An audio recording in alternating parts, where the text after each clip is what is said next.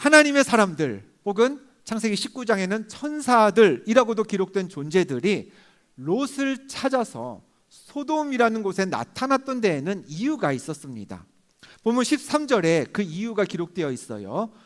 여호와께서 이곳을 멸하시려고 우리를 보내셨나니 우리가 멸하리라 라고 하나님의 사람들이, 천사들이 이렇게 이야기를 했습니다. 즉 하나님의 사람들이 소돔에 왔던 목적은 뭐다? 죄악으로 가득한 소돔을 멸하시려는 하나님 계획을 실행하는 것, 그게 첫 번째였고요. 더불어서 그 심판 중에 롯과 롯의 가족은 구하는 것, 이것까지가 소돔에 도착한 하나님의 사람들의 임무였습니다. 이런 임무를 가진 하나님의 사람들과 롯이 소돔에서 만났어요. 소돔 성문 앞에서 만났다고 우리가 지난주에 확인했었죠. 자, 하나님의 사람들은 자기들에게 주어진 임무에 따라서 롯에게 이렇게 말했습니다. 본문 우리가 읽은 12절 보겠습니다. 그 사람들이 롯에게 이르되 이 외에 내게 속한 자가 또 있느냐?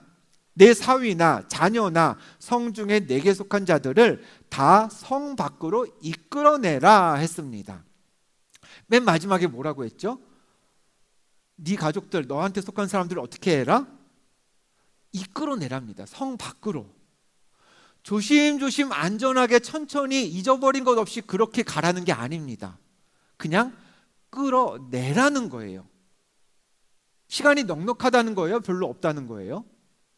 시간 얼마 안 남았으니까 얼른 그냥 억지로라도 끌어내라고 이야기를 했습니다. 한 구절 더 볼까요? 본문 15절에는 이렇게 기록되어 있습니다. 동틀 때에 천사가 롯을 재촉하여 이르되 일어나 여기 있는 네 아내와 두 딸을 이끌어내라. 또 반복되죠. 이 성의 죄악 중에 함께 멸망할까 하노라. 지금 대화가 이루어진 시점이 언제예요? 동틀 때예요. 이제 막 해 뜰 때입니다. 사람들도 이제 막 깼겠죠. 그럼 여러분, 그 꼭두새벽 아침이면 세수도 좀 하고 아침도 좀 먹고 그리고 나서 움직이는 게 맞는데 천사들은 천천히 할 거 다 하고 하라는 이야기를 하지 않았어요. 새벽부터 롯을 재촉했습니다. 지금 움직이지 않으면 너네 가족도 소돔 성하고 다 같이 멸망하게 되니 자고 있는 가족들을 얼른 억지로 깨워서라도 빨리 끌고 나가. 하나님의 사람들은 이렇게 굉장히 다급하게 롯에게 요청을 했어요. 그럼 이렇게 다급한 요청을 받은 롯은 어땠느냐? 본문 16절 말씀 우리 같이 읽어봅니다. 시작. 그러나 롯이 지체함에 그 사람들이 롯의 손과 그 아내의 손과 두 딸의 손을 잡아 인도하여 성 밖에 두니 했습니다. 하나님의 사람들은 급해요. 지금 빨리빨리 움직이라는 거예요. 근데 오늘 말씀의 제목처럼 롯은 지체했습니다. 전혀 서두름이 없었어요. 그런 롯이 답답하니까 하나님의 사람들이 직접 손수 움직였습니다. 그들이 나서서 롯의 가족들의 손을 이끌어서 소돔 성 밖으로 데리고 갔다. 이게 오늘 본문의 이야기예요. 자, 굳이 따진다면 여러분, 롯을 살려주려는 이 천사들, 하나님의 사람들이 갑이고 롯 아니면 지금 죽을 수밖에 없는 그 롯과 그의 가족들이 을 아닌가요? 야, 내가 귀한 정보 알려줄까? 삼전 하이닉스보다 훨씬 중요한 정보야. 너네 이거 알아야 오늘 살 수 있어. 그러니까 이 정보를 갖고 있는 사람이 갑이고 그냥 살다가 살려준다고요? 제발 그 정보 좀 주세요. 어떻게 하면 삽니까? 이걸 알아야 사는 사람이 을이잖아요. 그러면은 일반적으로 갑이 느긋하고 내가 알려줄 테니까 네가 뭐 살든 말든 그건 네가 알아서 해. 이게 갑 태도 아닌가요? 을은 제발 좀 어떻게 삽니까? 빨리 알려주세요. 살아야죠. 야, 너네 빨리 와봐. 이렇게 서두르는 게 을의 태도인데 지금 바뀌었어요. 롯의 가족을 안전하게 대피시키려는 천사들이 급하고 곧 죽을 운명인 롯은 느긋합니다. 지체하고 있어요. 자, 왜 이런 현상이 나타났을까? 천사는, 하나님의 사람들은 소돔에 심판이 임할 걸 확실하게 알고 있었습니다. 그런데 롯과 그의 가족은요, 긴가민가 했어요. 야, 이렇게 도시가 멀쩡한데 이게 정말 망하겠어? 라고 생각했던 겁니다. 본문 14절 말씀을 보면 이렇게 기록되어 있습니다. 여호와께서 이 성을 멸하실 터이니 너희는 일어나 이곳에서 떠나라 하되, 하나님의 사람들이 이렇게 얘기했죠. 그랬더니 그의 사위들, 롯의 가족들입니다, 농담으로 여겼더라고 했습니다. 롯의 가족은 소돔이 멸망한다는 천사들의 그 경고를 농담처럼, 진심이 아닌 것으로, 일어나지 않을 일로 받아들인 겁니다. 자, 두 번째로 천사들은 소돔에 임할 심판이 얼마나 심각하고 엄청난 것인지를 알았어요.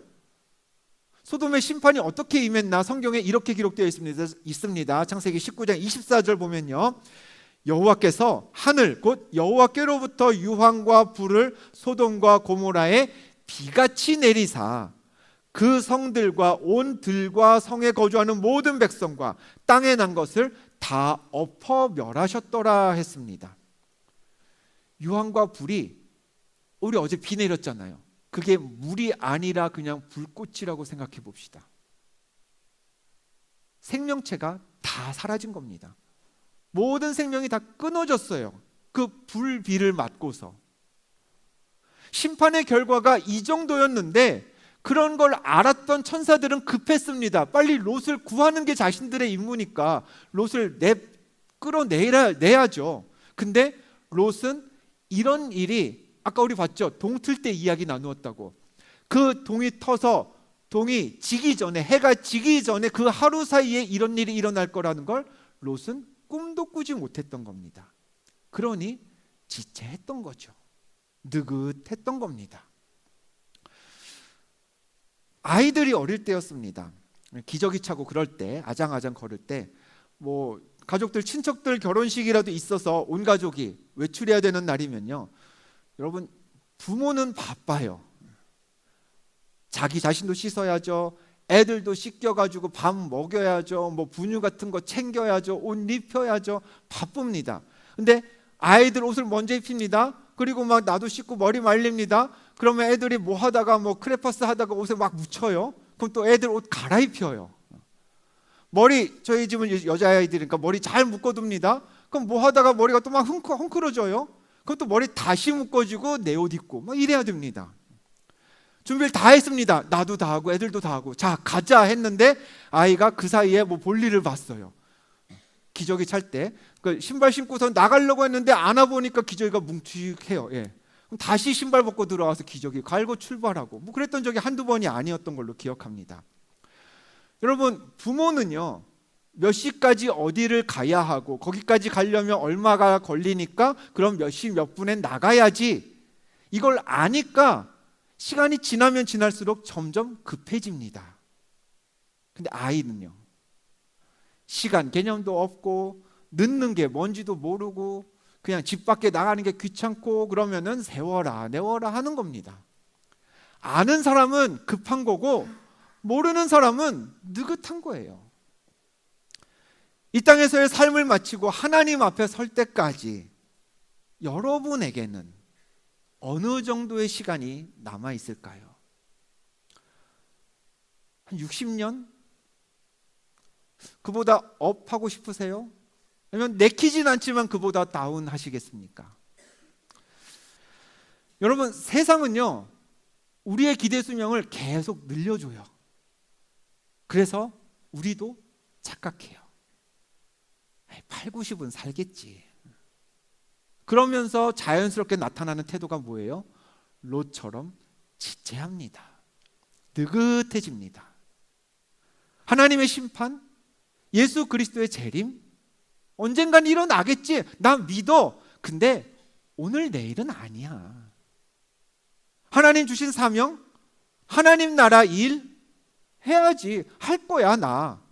근데 아직 나한테는 그 일 할 시간도 많고 그 일 하기 전에 해야 될 일도 많아. 정말 그럴까요? 우리 정말 느긋하게 지체하면서도 그렇게 지내도 안전한 거 정말 맞을까요? 예수 그리스도를 믿고 구원받은 성도는 두 가지를 가져야 합니다. 첫 번째는 샬롬이에요. 평강이죠. 내 상황이 어떻든지 나는 하나님의 통치, 하나님의 돌보심 아래에 있다라는 확신입니다. 그 확신 때문에 세상이 막 어지럽게 돌아가요. 그래도 믿음의 사람은 평안을 잃지 않습니다. 두 번째 믿음의 사람이 가져야 할 건 절박함입니다. 내 호흡, 내 생명, 그리고 이 땅의 끝이 언제일지 모른다는 사실에서 비롯되는 경각심이에요. 모든 인생의 시간을 움직이는 분은 내가 아니라 하나님이시기 때문에 내가 예수 안에서 이루어야 하는 거룩한 삶을 속히 이루어야 한다는 그 절박함, 내가 사랑하는 이들에게 예수를 전해야 한다면 늦기 전에 해야 한다는 그 절박함이 우리한테 있어야 하는 겁니다. 어제 우리 세이 찬양팀이 아침부터 모여서 오후 늦게까지 찬양 연습을 했습니다. 점심을 같이 먹었어요. 이제 닭강정을 시켜 먹는데 뭔가 조금 부족해 보여서 제가 컵라면이 교회에 있는 것들을 좀 주었습니다. 우리 아까 성경 봉독해 준 은상이도 같이 먹었어요. 다른 친구들이 먹는 라면 맛과 어제 은상이가 먹었던 라면 맛이 똑같았을까요? 제가 라면 주면서 그랬거든요. 은상아, 올 여름에 먹는 너의 마지막 라면이 될 수도 있어. 맛있게 먹었죠? 네.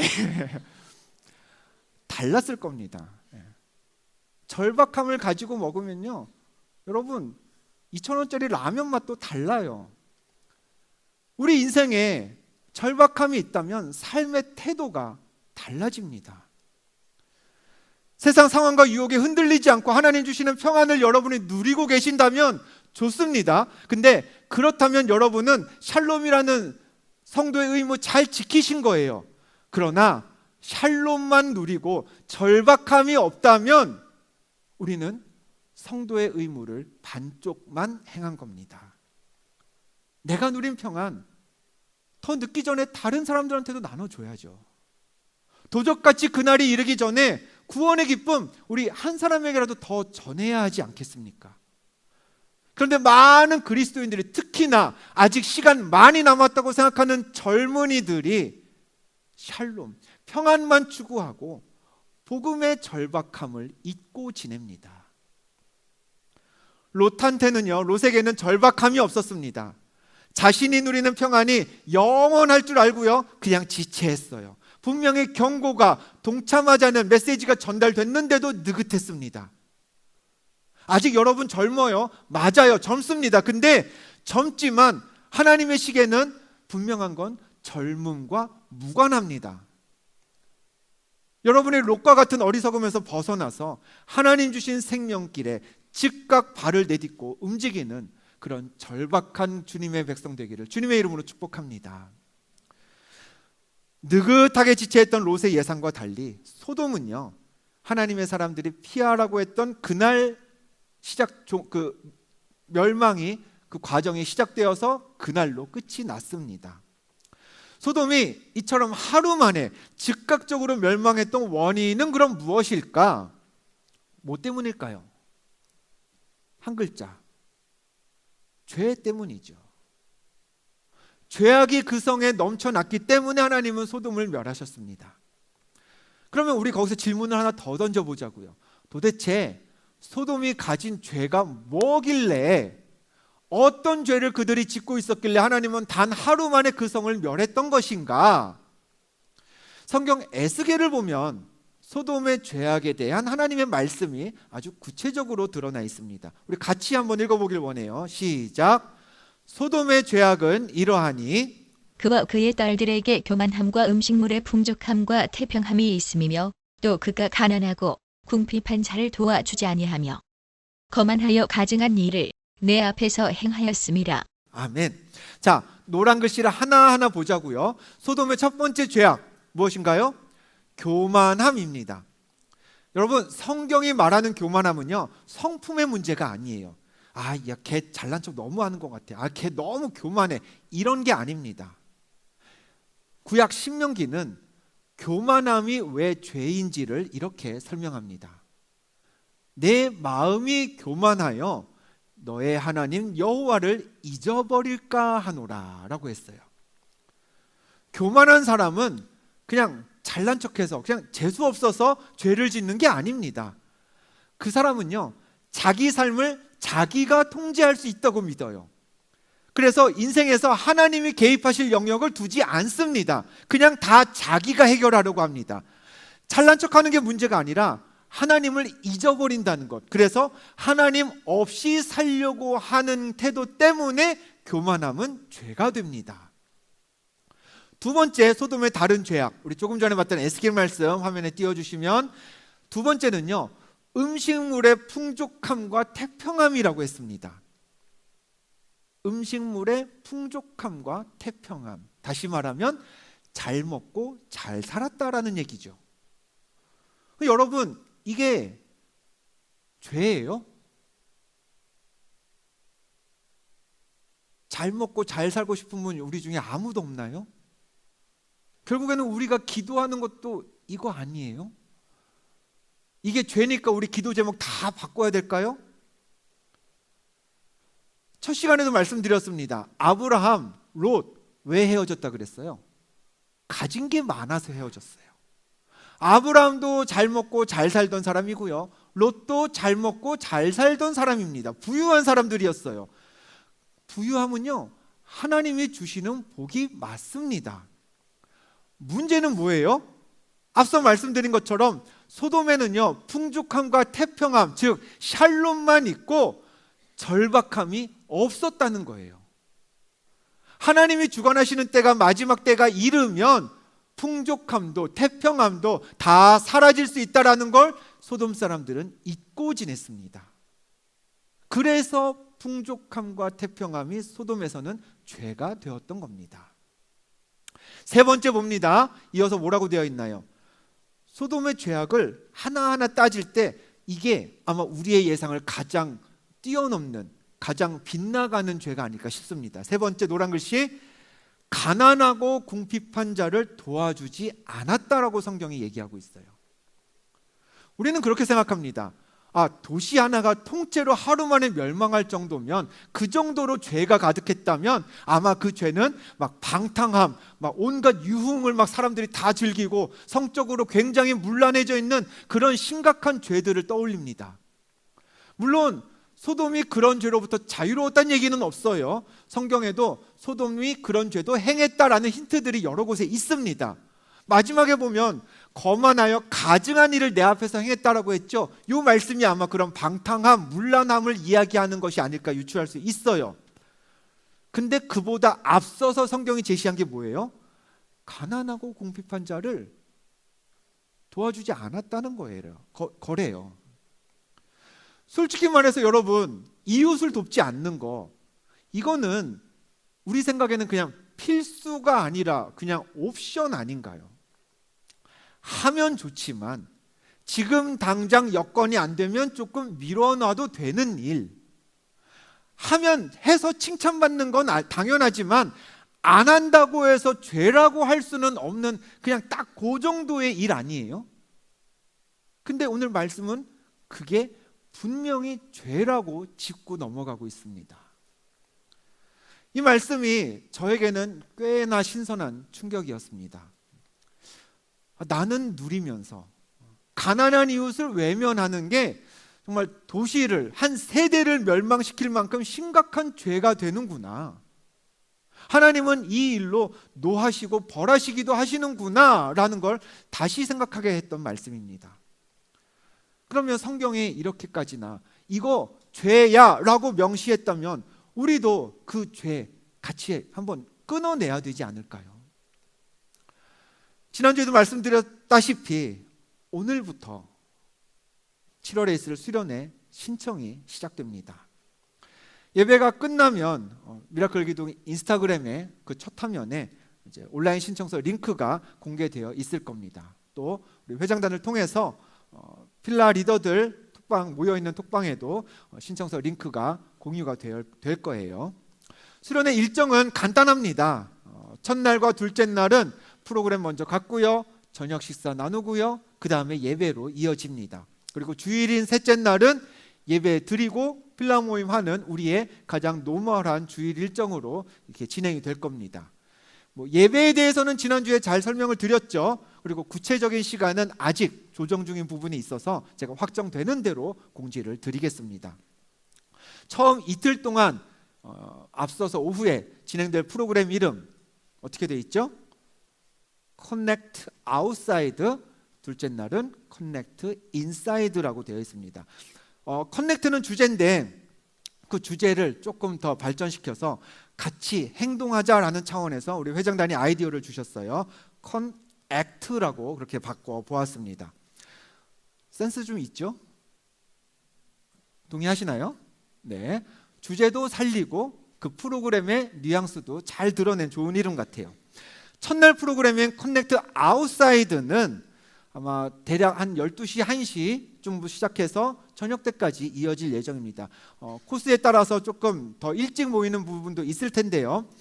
미리 말씀드리는 건 여러분이 수련회를 이제 오늘 예배 이후로 신청하실 때 이 시간만큼은 어떤 형태로 내가 참여할지를 정해 주셔야 하기에 제가 여러분에게 먼저 안내를 드립니다.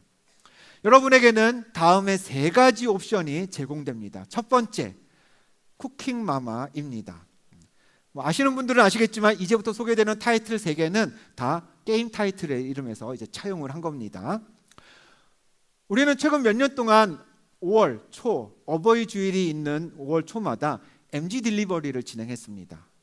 그 MG 딜리버리를 경험하면서 교회 안에 어르신들을 찾아뵙는 데에 제법 익숙해졌어요.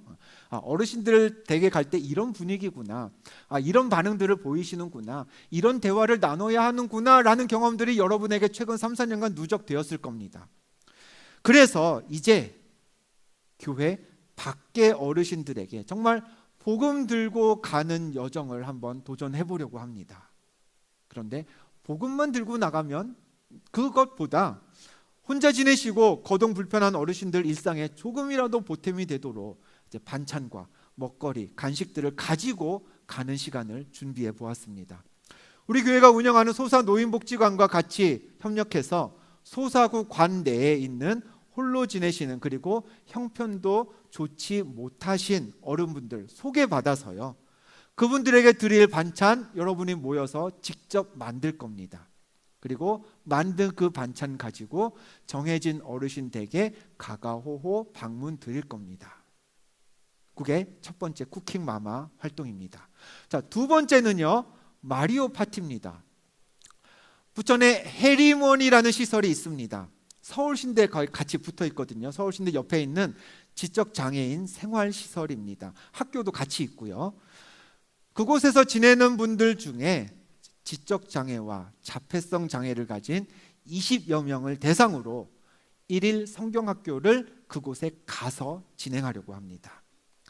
먼저는 찬양하면서 예배를 드릴 거예요. 그리고 복음의 메시지를 전할 수 있는 다양한 활동들, 체육 활동들 포함해서 만들기 같은 것도 해서 그런 것들 진행하면서 성경학교처럼 운영을 하루 해보려고 합니다. 세 번째, 별의 컵이입니다. 엄밀히 말해서 이 순서는 봉사활동은 아니에요. 그렇지만 교회 인근의 카페들을 섭외했습니다. 여러분들 자주 가실 거예요. 이쪽에 있는 코너 73, 저쪽에 있는 메슬로우. 네.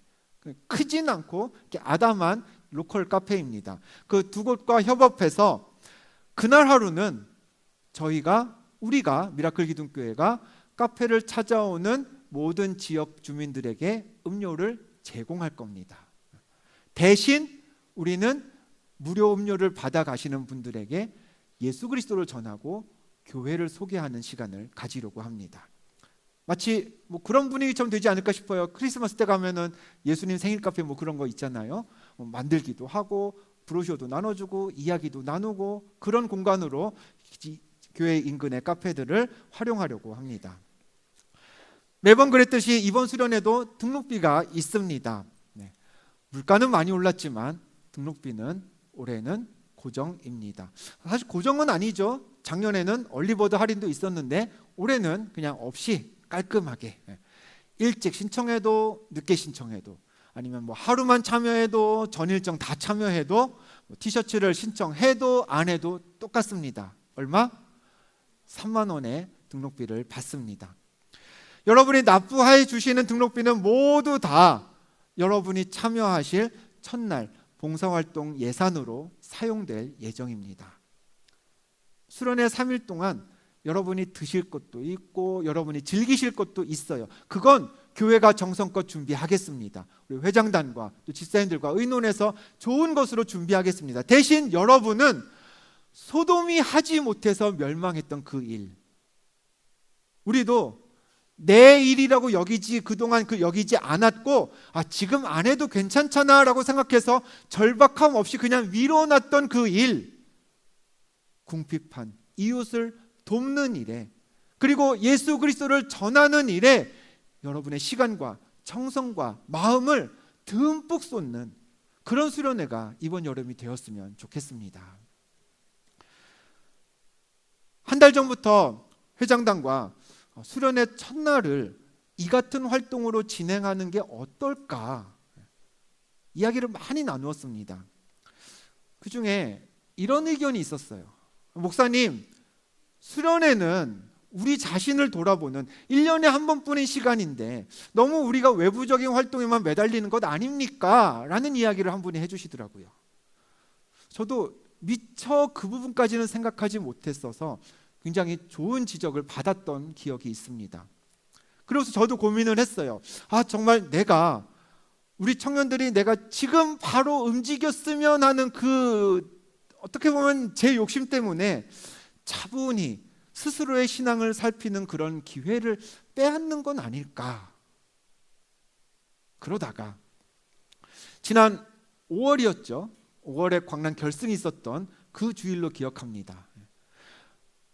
그날 말씀을 전하면서 보았던 마태복음 5장 9절이 저에게 하나의 답이 되었습니다. 우리 같이 한번 그 말씀 읽어볼까요? 같이 읽어봅니다. 시작. 화평하게 하는 자는 복이 있나니 그들이 하나님의 아들이라 일컬음을 받을 것이미요 했습니다.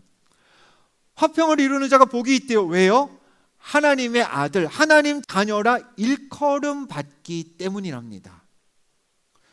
우리는요, 우리 신앙을 돌아볼 때, 우리의 신앙을 살필 때 내가 하나님의 자녀답게 사는지 아닌지, 내가 하나님의 자녀로서의 정체성을 갖고 있는지 아닌지 이걸 돌아봅니다. 즉 하나님의 자녀인지의 여부를 우리는 살펴요. 근데 성경은 거기서 한 걸음 더 나아가라고 우리에게 권면합니다. 뭐까지?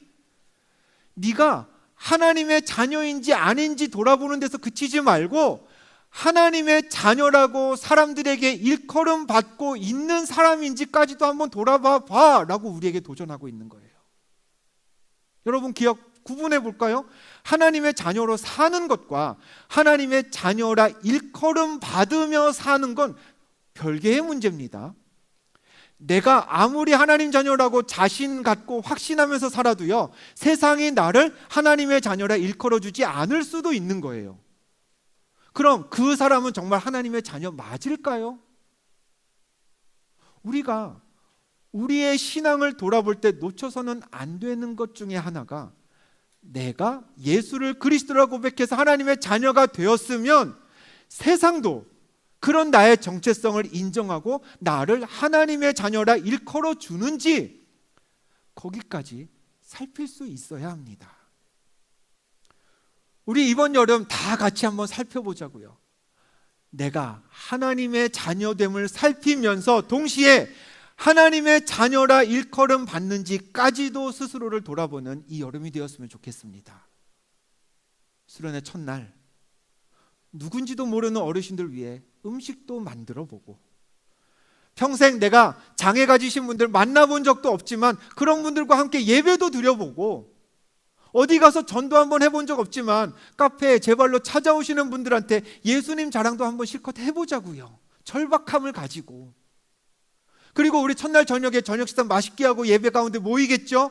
모여서 기도하는 시간이 있을 겁니다. 그때 우리 적어도 이것 하나는 자신 있게 하나님께 외쳐보자고요.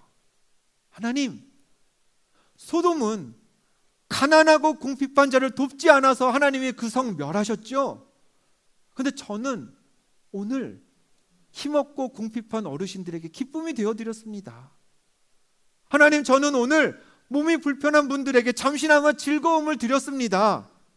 이만하면 저도 하나님 자녀라 일컬음 받으며 살만하지 않는가요? 하나님, 소돔은 풍족함과 태평함만 있고 절박함이 없어서 하나님 그 성 멸하셨잖아요. 저는 오늘 절박한 마음으로 카페에 오신 분들한테 예수님 소개했어요.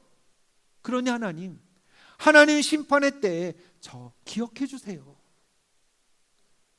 그렇게 구하고 그렇게 기도하는 우리 미라클 기독교회 청년들 모두가 될 수 있기를 주님의 이름으로 부탁드립니다.